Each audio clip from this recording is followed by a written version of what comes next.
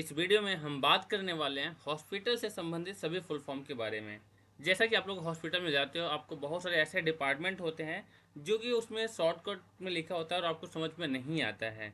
तो आज के लेक्चर बहुत ही इंपॉर्टेंट होने वाला है और आपको ये भी समझ में आ जाएगा कि हॉस्पिटल में जितने भी शॉर्टकट होते हैं उसका मतलब क्या होता है, क्या होता है इसके अंदर, क्या चीज़ की जाती है।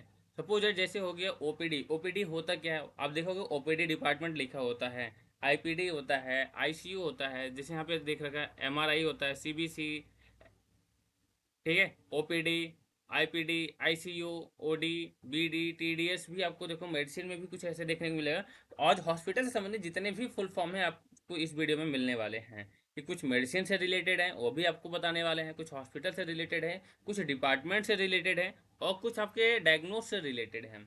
तो सभी फुल फॉर्म के बारे में आज की इस वीडियो में हम बात करेंगे और उसका डिटेल्स बताएंगे, इसके अंदर होता क्या, इसका मतलब क्या होता है। तो आज की ये जो वीडियो है बहुत ही इंपॉर्टेंट होने वाला है। तो जो भी अभी तक नहीं देखा है, चैनल को सब्सक्राइब नहीं किया है, चैनल को सब्सक्राइब कर लें, क्योंकि इस पे आपको सभी तरह की इन्फॉर्मेशन दिए जाएंगे हॉस्पिटल से रिलेटेड, मेडिसिन से रिलेटेड। साथ ही साथ आपके अगर मेडिकल फील्ड के हैं, फार्मेसी फील्ड में है, तो आपके सारा एकेडमिक का लेक्चर भी और नोट्स, इंपॉर्टेंट क्वेश्चन सब कुछ आपको मिलेगा इस चैनल पे। तो चलिए हम बात करने वाले हैं आज हॉस्पिटल से संबंधित सभी फुल फॉर्म के बारे में। संपूर्ण जानकारी आपको इसमें हिंदी में ही हम देंगे, तो ये बहुत ही मोस्ट इंपॉर्टेंट लेक्चर है मेडिकल स्टूडेंट्स के लिए। तो चलिए वीडियो को शुरू करते हैं।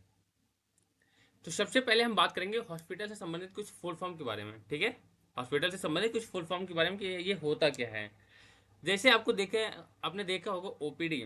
आप जाते हैं हॉस्पिटल के अंदर, आपको वहाँ पे एक दिखता है ओपीडी लिखा होता है गेट के ऊपर या गेट के साइड में। ओपीडी का मतलब क्या होता है, तो ओपीडी का जो फुल फॉर्म होता है उसका मतलब होता है आउट पेशेंट डिपार्टमेंट। मतलब इसका होता है बाहरी रोगी विभाग। यहाँ होता क्या है, जहाँ पर मरीज बिना भर्ती हुए डॉक्टर डॉक्टर को दिखाता है, जैसे वहाँ उसका चेकअप करते हैं, परामर्श लेते हैं और उनके दवा लिखना। ओपीडी के अंदर होता क्या है, जैसे आप नॉर्मली आपको कुछ प्रॉब्लम्स है, आप बीमार हो गए हैं, आप डॉक्टर के पास जाते हैं, किसी हॉस्पिटल में जाते हैं, तो आप सबसे पहले उनको ओपीडी में दिखाते हैं। ओपीडी होता है आउट पेशेंट डिपार्टमेंट, वहाँ आपको एडमिट नहीं करेंगे। आप जाओगे वहाँ, आप डॉक्टर से बात करेंगे, अपनी परेशानी बताते हो और फिर आपको डॉक्टर दवाई लिख देता है कि आप जाइए बाहर से या आपके यहाँ से हॉस्पिटल के फार्मेसी से कहीं से भी आप ये दवाइयाँ ले सकते हैं। तो ये होता है हमारे ओपीडी कि आउट पेशेंट डिपार्टमेंट बाहरी लोगों के लिए है, ठीक है, वहाँ आपको एडमिट नहीं किया जाएगा। नेक्स्ट आपको देखने को मिलता है आईपीडी। आईपीडी का फुल फॉर्म क्या होता है, इन पेशेंट डिपार्टमेंट, अंदर भर्ती रोगी विभाग, जिसको हम हिंदी में बोलते हैं। अब इन पेशेंट डिपार्टमेंट की अगर हम बात करें, तो ऐसे डिपार्टमेंट जहाँ पे मरीज भर्ती हो जाते हैं, एडमिट हो जाते हैं, जहाँ मरीज को एडमिट किया जाता है जैसे, और बेड वार्ड में रखा जाता है। आपने देखा होगा कि अलग अलग वार्ड बने होते हैं, ठीक है। अब उस वार्ड के अंदर आपको एडमिट कर लिया जाता है, आपको बेड दे दिया जाता है, भैया चलो इस नंबर बेड पे आप रहो, ठीक है। वो क्या है, आपको जब एडमिट कर लिया उसको बोलते हैं आईपीडी। आप ओपीडी में अगर दिखाने आए हैं, कोई प्रॉब्लम हो रहा है, आप ओपीडी में दिखाए, बट आपको ऐसा डॉक्टर को लगा कि हाँ नहीं आपको एडमिट करना चाहिए, फिर आपको ट्रांसफर कर देते हैं आईपीडी में, ओपीडी से आईपीडी में ट्रांसफर करते हैं। या कुछ टाइम ऐसा भी होता है कि डायरेक्ट आप एडमिट होने ही जाते हैं, जैसे आप कहीं डिलीवरी का चांसेस हो गया, कोई सर्जरी का प्रॉब्लम्स हो गया, ये सारे जो केसेस होते हैं ये आईपीडी के अंदर ही आते हैं, इनको एडमिट करना पड़ता है। नेक्स्ट हमारा है आईसीयू। आईसीयू का फुल फॉर्म क्या होता है, आपने बहुत सुना होगा लोगों के मुंह से कि भैया आईसीयू में भर्ती हैं, आईसीयू में एडमिट हैं। आईसीयू होता क्या है, इंटेंसिव केयर यूनिट, गंभीर रोगी का, जो पेशेंट बहुत ज़्यादा सीरियस कंडीशन में चला जाता है उनको रखा जाता है आईसीयू के अंदर। जहाँ पे सिर्फ गंभीर रोगी का, जिसको हम आईसीयू इंटेंसिव केयर यूनिट बोलते हैं, सिर्फ तब बोलते हैं भैया वो आईसीयू में है। आईसीयू में एक कंडीशन होते हैं, उस कंडीशन के लेवल पे जब पहुंच जाते हैं तब उनको आईसीयू में रखा जाता है।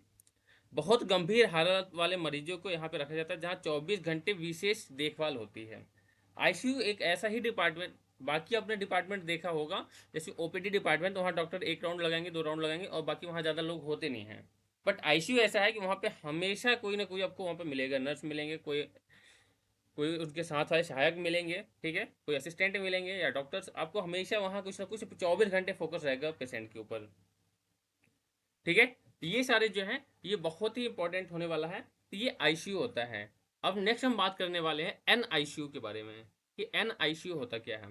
एन आईसीयू का अगर फुल फॉर्म देखें तो न्यूनेटल इंटेंसिव केयर यूनिट होता है, जहाँ पे छोटे बच्चों को, जब बच्चे एडमिट होते हैं, सॉरी, जब बच्चे पैदा होते हैं उस कंडीशन जब बच्चे को रखा जाता है उसको हम बोलते हैं NICU। नवजात शिशुओं की गहन नवजात शिशुओं की गहन देखभाल कक्ष जिसको हम बोलते हैं, जहाँ छोटे बच्चे बीमार रखे जाते हैं, जो ज़्यादा छोटे बच्चे हैं वो बीमार हो जाते हैं तो उनको NICU में रखा जाता है। देखिए आपको ये इमेज में दिख रहा होगा, देख रहे हैं ना, उनके लिए एक अलग स्पेशल ICU है जिसको NICU बोलते हैं। वो न्यूनेटल इंटेंसिव केयर यूनिट होता है, जहाँ सिर्फ नवजात बच्चे, जो बच्चे पैदा होते हैं, छोटे बच्चे रहते हैं, उनके लिए होता है। ठीक है, नेक्स्ट हमारा है PICU। अब PICU क्या होता है? पीडियाट्रिक्स इंटेंसिव केयर यूनिट, जहां बच्चों की गहन देखभाल कक्ष जिसको हम बोलते हैं, उसमें ऐसे बच्चे जो ज़्यादा बीमार पड़ जाते हैं और उनकी एक अच्छी कंडीशन में चले जाते हैं, पेशेंट जो होते हैं उनकी ज़्यादा सीरियस कंडीशन में चले जाते हैं, तो उनको PICU में रखा जाता है, जहाँ पर सिर्फ बच्चे की ही इलाज किया जाता है। पीडियाट्रिक इंटेंसिव केयर यूनिट होता है। हॉस्पिटल के हर सारे डिपार्टमेंट में ये बहुत ही इंपॉर्टेंट होता है। ICU वाले जितने डिपार्टमेंट हैं बहुत ही इंपॉर्टेंट होता है, क्योंकि यहाँ पे बहुत सीरियस कंडीशन वाले पेशेंट को रखा जाता है, जहाँ गंभीर बीमार वाले बच्चों का इलाज किया जाता है। तो ये आपको याद होना चाहिए कि इसका मतलब क्या होता है। नेक्स्ट हम बात करने वाले हैं MICU के बारे में। MICU का मतलब क्या होता है? मेडिकल इंटेंसिव केयर यूनिट, जहाँ बहुत बड़े गंभीर बीमारियों की गहन देखभाल की जाती है, उसको बोलते हैं MICU। जहाँ की बहुत ज़्यादा सीरियस में चले जाते हैं, जैसे किसी को प्रॉब्लम हो गया फेफड़े से रिलेटेड, कोई दिल से रिलेटेड, हार्ट में प्रॉब्लम्स हो गई, हार्ट अटैक आ गया, या किडनी से जुड़ी जितनी भी समस्याएं हैं, ऐसे पेशेंट को रखा जाता है MICU के अंदर। जिस डिपार्टमेंट में, जिस हॉस्पिटल में MICU नहीं होता है, वहाँ ICU में ही रखा जाता है। बाकी जहाँ ICU के अलावा MICU है, तो वहाँ पे MICU वाले डिपार्टमेंट पे इस तरीके से पेशेंट को रखा जाता है। नेक्स्ट हमारी बात आती है SICU। अब SICU क्या है? Surgical intensive care unit. SICU का फुल फॉर्म क्या होता है? Surgical intensive care unit. Surgery operation के बाद मरीजों की गहन देखभाल कक्ष। ऐसे पेशेंट जिनकी कोई सर्जरी हुई हो, कोई ऑपरेशन किया गया, उसके ऑपरेशन करने के बाद उनको किस डिपार्टमेंट में रखना चाहिए, उनका एक स्पेशल सर्जरी ICU होता है, जिसको सर्जिकल इंटेंसिव केयर यूनिट बोला जाता है। तो ये बहुत ही इंपॉर्टेंट है। तो आई होप आपको ये सारे ICU के से रिलेटेड जितने भी फुल फॉर्म है, जितने भी डिपार्टमेंट हैं, आपको अच्छे से समझ में आया होगा। तो अब हम बात करने वाले ICU रिलेटेड तो सारे हो गए। अब नेक्स्ट हमारी जो है वो है कुछ टेस्ट डायग्नोस के बारे में। जैसे आप जाते हो, बोलते हो CBC करो, डॉक्टर सबसे पहले आपको नॉर्मल कोई भी बीमारी होती है तो नॉर्मल सबसे पहले टेस्ट कराते हैं CBC। ठीक है, CBC होता क्या है? CBC का जो फुल फॉर्म होता है कंप्लीट ब्लड काउंट। ठीक है, ये डायग्नोस से रिलेटेड है। अभी हमने हॉस्पिटल से रिलेटेड बताया, ये डायग्नोस मतलब टेस्ट किससे रिलेटेड है? जब जाते हो ना ब्लड टेस्ट देते हो, तो ये ब्लड टेस्ट है, CBC मेन होता है हमारा। तो कंप्लीट ब्लड काउंट मतलब खून की पूरी गिनती, पूरी काउंटिंग की जाती है ब्लड के, इसके अंदर क्या है क्या नहीं है, क्या बढ़ा है क्या घटा है, सब कुछ इससे पता चलता है हमारा CBC के अंदर। खून में कितनी लाल सफ़ेद कोशिकाएं हैं, कितनी प्लेटलेट्स है, यह सब पता चलता है हमारे CBC के अंदर, कंप्लीट ब्लड काउंट। CBC एक बहुत ही छोटा टेस्ट होता है जो कि ब्लड के थ्रू किया जाता है। आप डॉक्टर के पास जाते हैं तो डॉक्टर आपको CBC टेस्ट लिखता है, तो आप जाते हो फिर लैब में, फिर इस तरीके से देखो आपके ब्लड निकाला जाता है सीरीज के थ्रू। ब्लड निकालने के बाद फिर वो टेस्ट के लिए भेज देते हैं CBC में आपको कंप्लीट ब्लड काउंट आप जाता है, आपके ब्लड में जितने भी कंपोनेंट है सबकी डिटेल्स उसमें आपको मिल जाती है। नेक्स्ट हमारा MRI, बहुत सुना होगा भैया, MRI करा लेंगे तो हमें ये पता चल जाएगा।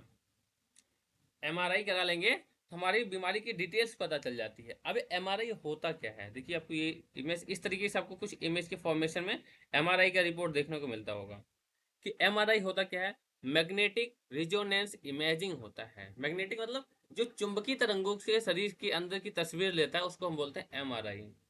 कि आपके शरीर के अंदर, एकदम अंदर आपके बोन्स में क्या प्रॉब्लम्स है, ठीक है, आपके दिमाग में क्या प्रॉब्लम्स है, तो वो गहन देखभाल जिसका करता है, जहाँ बहुत अंदर तक जाके चुंबकीय तरंगों के थ्रू शरीर के अंदर की जो भी टेस्ट किए जाते हैं, उसको बोलते हैं MRI। ठीक है, MRI का फुल फॉर्म क्या होता है याद कर लेना, मैग्नेटिक रेजोनेंस इमेजिंग।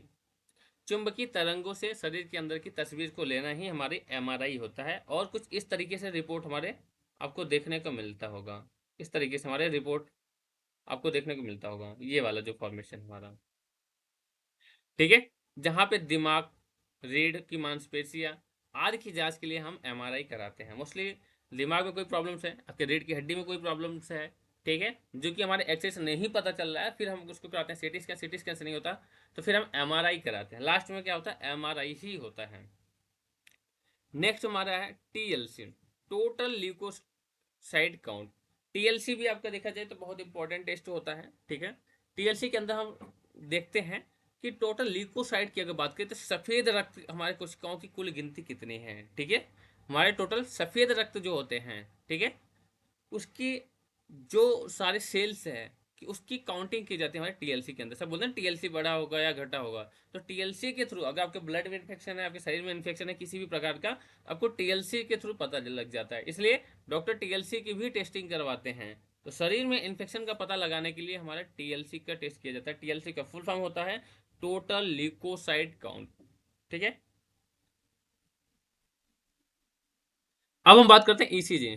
ये भी आपने बहुत सुना होगा, भैया उनका ईसीजी करना है, ठीक है। अब ईसीजी का फुल फॉर्म क्या होता है आपको ये पहले पता होना चाहिए, उसकी ईसीजी के बारे में पता होना चाहिए। ईसीजी होता क्या है, इलेक्ट्रोकार्डियोग्राम। ईसीजी का फुल फॉर्म क्या होता है, इलेक्ट्रोकार्डियोग्राम, ठीक है। इलेक्ट्रोकार्डियोग्राम हृदय की धड़कन और इलेक्ट्रिक गतिविधि, हृदय की धड़कन और इलेक्ट्रिक गतिविधि की जांच, दिल की बीमारी का पता करने के लिए हमारे ईसीजी कराते हैं।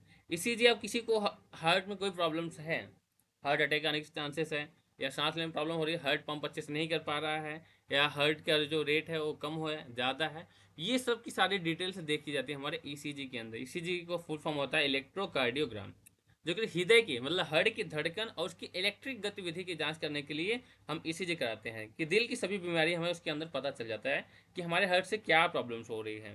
पंप अच्छे से नहीं कर पा रहा है, या ब्लड वहाँ तक पहुँच नहीं पा रहा है, या ब्लड के फिल्टर नहीं कर पा रहे हैं, सब कुछ आपको हमारा वहाँ पे बताता है ईसीजी। नेक्स्ट हमारा होता है सीटी स्कैन। ये भी आपने बहुत सुना होगा, सीटी स्कैन, भैया सीटी स्कैन करा लो, ये पता चल जाएगा। सीटी स्कैन होता क्या है, कंप्यूटेटेड टोमोग्राफी स्कैन, ठीक है।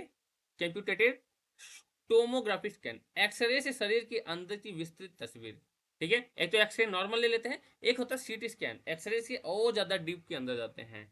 वहाँ पे हमें क्या पता चलता है, ट्यूमर, किसी प्रकार की ट्यूमर हो जाता है, कोई आंतरिक चोट लगा है, चोट है कोई, या फिर आंतरिक कोई भी समस्या है, उसको देखने के लिए हम सीटी स्कैन कराते हैं कि आपके दिमाग में कहीं चोट वोट लग जाता है। अब उसकी डिटेल्स जानने के लिए, उसकी इन्फॉर्मेशन लेने के लिए कि कहाँ लगा है, कितना लगा है, किस तरीके से लगा है, तो हम कराते हैं सीटी स्कैन, ठीक है। आपके दिमाग में लग गया, सर में लग गया, उसके लिए हम पहले कराते हैं सीटी स्कैन, ठीक है। सीटी स्कैन में हम एक्सरे से रिलेटेड जितने भी होते हैं वो एक्सरे के डिटेल्स में जाते हैं हम, ठीक है। एक्सरे तो हम स्पेशली लेते हैं सिर्फ बोन के। अब बोन के अंदर मान लो कोई प्रॉब्लम है तो उसके लिए हम सीटी स्कैन भी कराते हैं।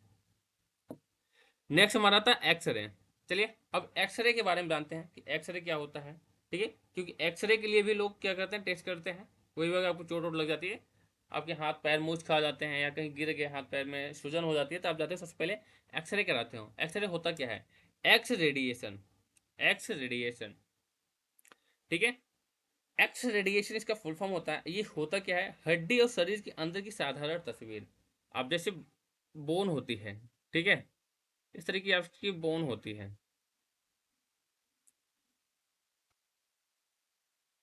देखिए ये आपकी बोन हो गई, ठीक है। अब आपकी जो जॉइंट है, जॉइंट में कहीं प्रॉब्लम्स आ गई, कहीं टूट फूट गया, कहीं मोच आ गई, तो उस कंडीशन में आपको सबसे पहले एक्सरे कराते हैं। अगर यहाँ पे इन्फ्लामेशन सूजन हो जाता है, सबसे क्या पहले कराते हैं, एक्सरे कराते हैं। एक्सरे में क्या होता है, हड्डी और शरीर की अंदर की साधारण तस्वीर ले लेता है भैया कि कहाँ हड्डी कोई टूटी फूटी नहीं है, हड्डी टूटना, फेफड़े, दांत की जांच करना, सब कुछ हम एक्सरे के थ्रू इसमें नॉर्मली कर लेते हैं। नेक्स्ट हम बात करेंगे बीपी। इस टाइम तो बहुत तेजी से चल रखा है, नॉर्मली हर एक घर में आपको एक पेशेंट ऐसा मिलेगा जो कि बीपी का पेशेंट होगा। बीपी का मतलब होता है ब्लड प्रेशर, ठीक है। उनका ब्लड प्रेशर या हाई हो जाना या कम हो जाना, ठीक है। अगर बीपी बढ़ा है तो ब्लड प्रेशर हाई होता है, बीपी कम हो जाता है तो ब्लड प्रेशर लो होता है, रक्तचाप जिसको बोलते हैं। दिल कितनी ताकत से खून को पंप करता है, यही होता है हमारा ब्लड प्रेशर, ठीक है। हमारा जो हार्ट है, हार्ट कितने प्रेशर से पंप कर रहा है, और ब्लड का फॉर्मेशन कितना तेज तो हो रहा है, ब्लड हमारे शरीर में कितनी तेजी से पहुंच रहा है और आ रहा है, उस कंडीशन को चेक करने के लिए हमारा बीपी चेक किया जाता है। ब्लड प्रेशर की, ब्लड का कितनी प्रेशर है, दिल कितनी बार ताकत से खून को पंप कर रहा है और बाहर निकाल रहा है, तेज चल रहा है, कम चल रहा है। और बीपी में मोस्टली क्या होता है, हमारा हार्ट रेट भी इंक्रीज हो जाता है। अब आपको एक कमेंट बॉक्स में बताना है, दो आपको टर्म दे रहा हूँ, आपको कमेंट बॉक्स में बताना है इसका मतलब क्या होता है। एक होता है बेडिकार्डिया, एक होता है टेडिकार्डिया, ठीक है। ये दोनों का मतलब क्या होता है। नेक्स्ट हमारा होता है एच आर, ठीक है, हार्ट रेट जिसको बोलते हैं, इसका फुल फॉर्म क्या होता है, हार्ट रेट। एच आर का फुल फॉर्म होता है हार्ट रेट। ये ह्यूमन रिसोर्सेज वाला नहीं है कि ये एच आर डिपार्टमेंट की बात नहीं कर रहे हैं, हार्ट रेट की बात किया जा रहा है। हृदय की गति, हृदय की गति, हमारे जो हार्ट है उसकी रेट क्या है। दिल 1 मिनट में कितनी बार धड़कता है, चलिए ये भी आप इन लोगों का टाइम बताना, 1 मिनट में दिल को कितनी बार धड़कना चाहिए, नॉर्मल रेंज क्या होता है हार्ट रेट की। तो हार्ट रेट में ये हमारा चेक किया जाता है कि हमारा जो दिल है वो 1 मिनट में कितनी बार पंप करता है, कितनी तेजी से धड़कता है, उसकी काउंटिंग करने के लिए हम हार्ट रेट चेक किए जाते हैं।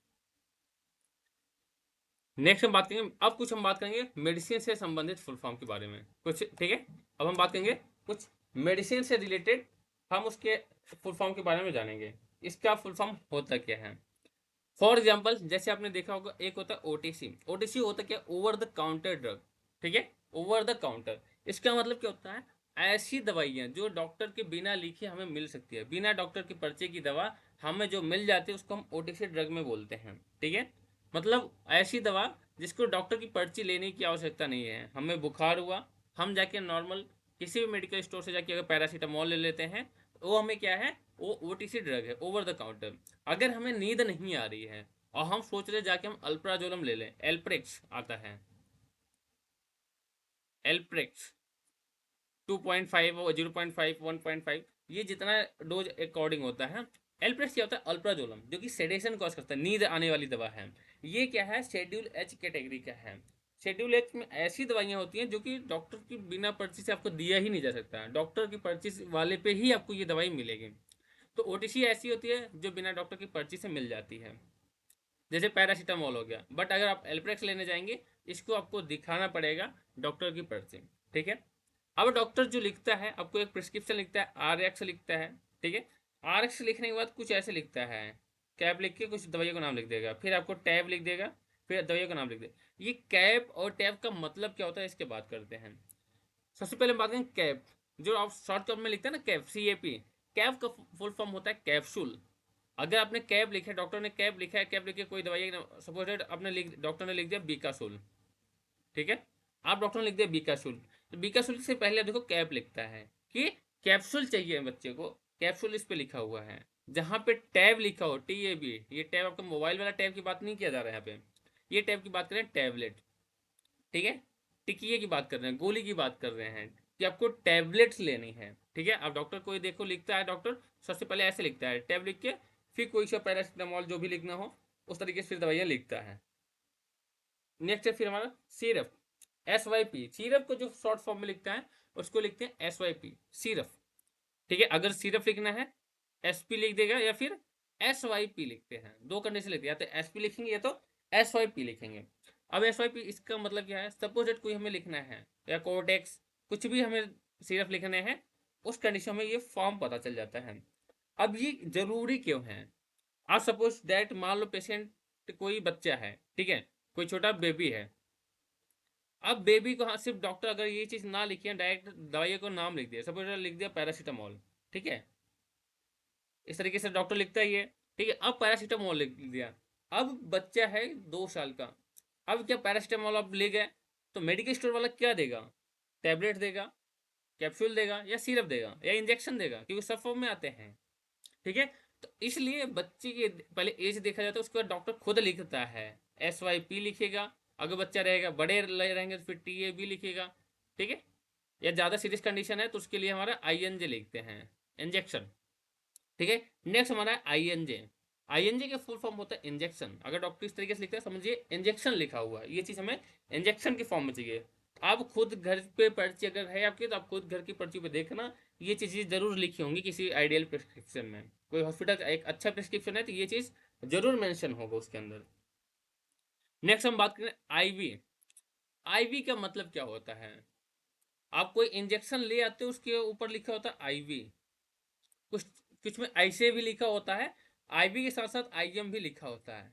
ठीक है। आईवी का मतलब क्या होता है, इंट्रावेनस, ऐसी इंजेक्शन जो आपकी सीधा नस में लगाई जाए। देखो ये देखो नस में लगाया जा रहा है, जो कैनुला होता है जो डायरेक्ट आपके नस में लगा रहे हैं उसको बोलते हैं आईवी, ठीक है, आपके नस के अंदर लगाया जाता है। नेक्स्ट होता है आईएम। आईएम क्या होता है, इंट्रामस्कुलर, जो आपके सिर्फ मसल्स में सीधा देखो, जैसे फॉर एग्जाम्पल कोई टिटनेस का हो गया, पेन किलर्स हो गए, वो सीधा क्या आपके मसल्स में लगाते हैं, जितना इंजेक्शन है सब ये पूरा इसके अंदर अंदर डाल देंगे, पूरा घोप देते हैं, बहुत दर्द होता है, ठीक है। ये होता है आईएम। उसके बाद होता है एससी, सब क्यूटेनियस, जो कि स्किन के लेयर पे ही लगाया जाता है, ना मसल्स में लगाए जाएंगे ना ही वो वेन्स में लगाए जाएंगे, वो हमें मसल स्किन के लेयर पे लगाया जाता है, उसको सब क्यूटेनियस बोलते हैं। फॉर एग्जांपल जैसे आप लोग जो पेशेंट होते हैं कैंसर के, कीमो जब लेते हैं उस कंडीशन में उनको देखो, जब सॉरी इंसुलिन, कीमो नहीं इंसुलिन, इंसुलिन की जब दी जाती है, इंसुलिन हमेशा सबक्यूटेनियस लेयर में दी जाती है, देखो नाभि के पास लगाया जाता है, ठीक है। तो ये सारे फॉर्म है हमारे मेडिसिन से रिलेटेड। उसके बाद हम कुछ बात करेंगे कि ऐसी मेडिसिन, कुछ ऐसे मेडिसिन में लिखा होता है प्रिस्क्रिप्शन पे कि कब और कैसे कितनी टाइम लेनी चाहिए, ठीक है, डॉक्टर लिखता है तो हमें पता चल रहा है कब कैसे और कितनी टाइम में लेनी चाहिए। फॉर एग्जाम्पल आपको देखा होगा, अभी हम आपको जैसे पर्ची लिख दिया, ठीक है, सीएपी कैप्सूल लिख दिया, ठीक है, बीकाशूल लिख दिया, बीकाशूल।